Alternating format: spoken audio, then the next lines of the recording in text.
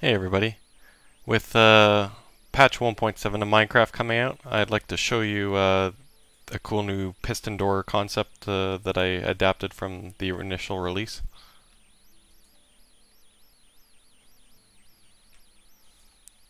So the idea is to have a button that can close using pistons to make the door look seamless. Additionally, what I wanted to do was put a button on the other side that could be hidden with grass or something like that. That also does the same thing and looks hidden from both sides. So those who have seen various tutorial videos probably know the basics of how this works. You essentially create a piston that looks something like this, and the idea is that when you provide redstone torches to this end right here, it pushes this out, and then you provide another one right here and it pushes this guy out right here. So if you have this hidden,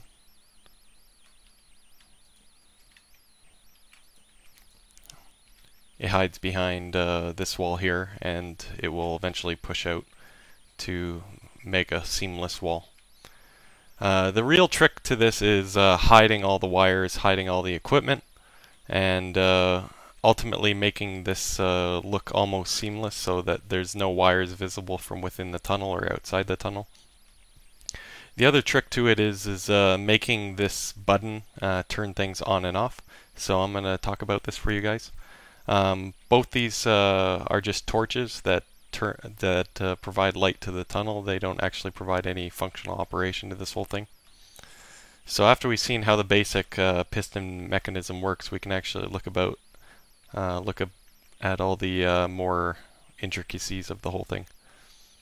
So the idea is to provide power on both sides here that will force the pistons out, and to actually do this 4 times so that you have a 4x4 door on both the inside and the outside, and to actually share a lot of the circuitry.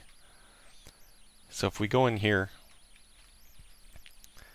we can also see that we have redstone torches above, both where these pistons extend so that it can extend the secondary pistons that push out to actually close the door.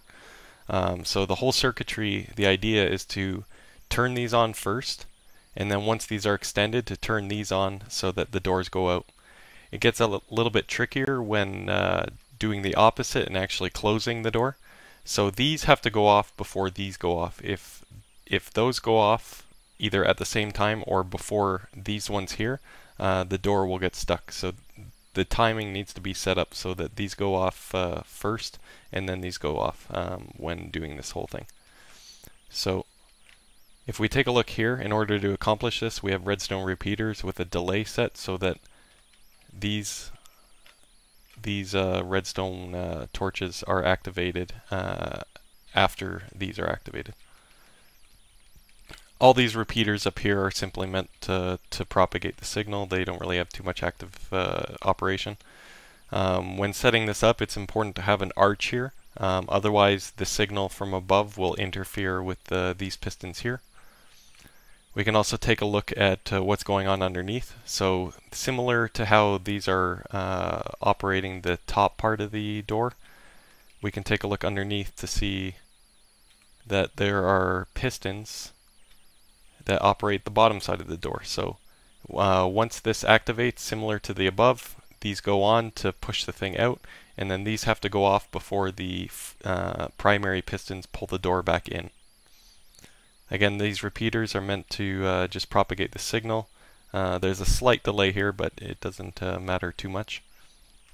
The interesting thing here is underneath this block right here, it receives a signal from the logic that I'm about to show that actually controls the buttons to show you guys why one button push turns it on and another button push turns it off.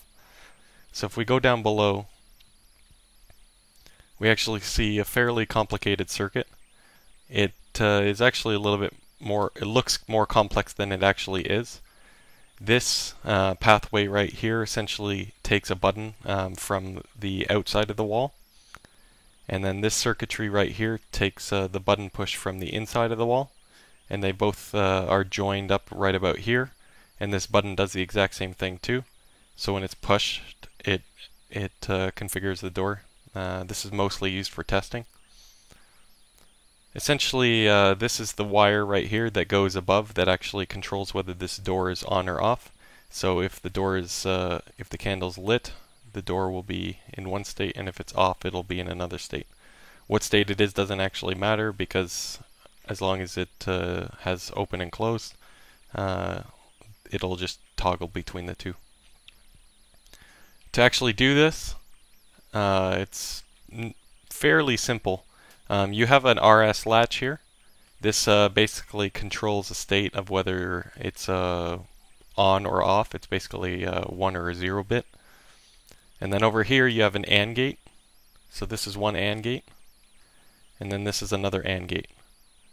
And essentially what this does is the output of this AND gate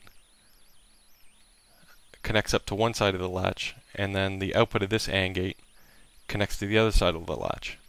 Additionally, this side of the latch will connect to one input of the opposite AND gate, and then this side of the latch will connect up to this opposite end of the AND gate. And then finally, the actual button is connected to both the other side of both AND gates. So what this ends up looking like is just an RS latch with two AND gates, and the outputs of the AND gates crossed. And essentially the whole goal of this is that if the input of one end of the RS latch takes input into one of the ANDs, so if the switch is pushed, it will affect the other side of the RS latch to cause the input to switch to the other side, basically turning a button into a toggle. The only tricky part to this whole thing is to actually have a delay. So you'll notice right here there are three delay repeaters that delay the propagation of the signal towards the input of the AND gate. And same thing on this side, to have three redstone repeaters to delay the input. The reason to do this is if it's not done, it will cause the switch to switch one way and then switch to the other way. This is caused by the fact that the switch actually is on for a split second. So you'll notice when this gets activated, it takes a second for it to propagate the input. And this 3 redstone repeater delay is meant to prevent it from affecting the input until the button is actually, the pulse is off. And that's pretty much it. So this is my first video. Hopefully everybody enjoys it.